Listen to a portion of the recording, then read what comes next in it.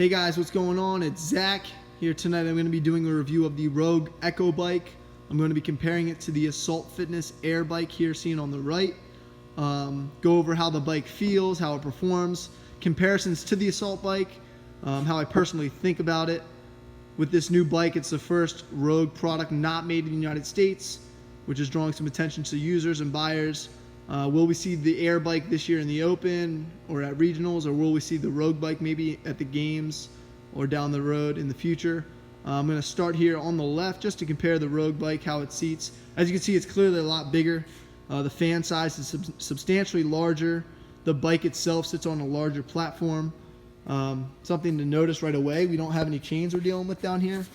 Instead, we just have a bike with a closed cage system, something that's definitely favorable for keeping that bike clean, not having to run into any issues with your laces, getting caught with any machinery down low. We're on a pretty solid base. Once again, wheels just like the Assault bike, so we can store it, move it as we like.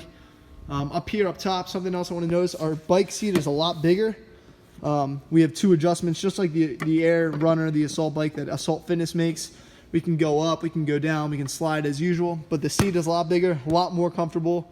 I'd argue than the Assault bike, which has a smaller seat, kind of gets in the way, harder to sit on for larger individuals. Definitely not as nice of a feature, something that Rogue definitely upgraded. The next thing I want to go over is this cage and the fan. So kind of hard to see here. I'm just gonna get it going a little bit, but this fan is a lot larger than the Assault Fitness fan, and it looks like it's built a lot well, typical of Rogue. Fan's very large, so this makes propelling this machine definitely a different feel. It's a smooth feel. I was thinking it was going to be a lot harder than the Assault bike. I'd argue it feels smoother. I'll get the performance later, but it is harder to get the watts and the RPM higher on this thing. So calorie rollover is going to be a lot harder than the Assault bike. So that's one thing to keep in mind with performance. We've got handles, little different, more comfortable grip, I'd argue. Wider than the Assault bike, little thicker in the build, in the frame. And then I'm going to come from behind and show you how it looks in terms of stability and support. Very nice looking machine. Very nice bike overall.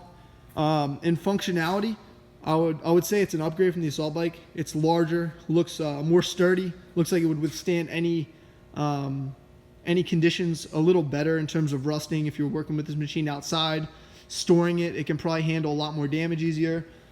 Doesn't look like we're going to run into any issues with the chain, because everything seems to be a really good closed system. The biggest question with this machine is how's the motherboard going to perform up top. With it not being produced in America, I'm assuming this motherboard piece is made elsewhere in some foreign country, and there could be issues with the motherboard, especially with sweat, with it being used over time. How do these cables hold up? That's something that the Assault bike has had issues with in the past. I know a lot of people have monitor issues, got to switch these out over time because the cords break and whatnot. Next thing I'm going to go over is cleaning. Just about the same as the normal Assault bike. You're going to have to clean this manually about the same way, but the chains are not going to be as hard to clean. You might have to open up the cage or do something else wise with that. And last thing I'm going to get to here is performance. Keep this review relatively quick. Going to go over what the motherboard looks like when you're on this machine. So what we've got to start, you can press start. We've got a nice countdown. We can choose intervals. We've got our wattage display, RPM, speed in miles per hour. We can set a target distance, time, heart rate, or calories. I'm going to get going here, show you what it's like. Definitely a smooth feel, not loud at all. Very nice for commercial gyms, performance facilities. I can customize a workout, hit an interval, and it'll show exactly how I'm performing.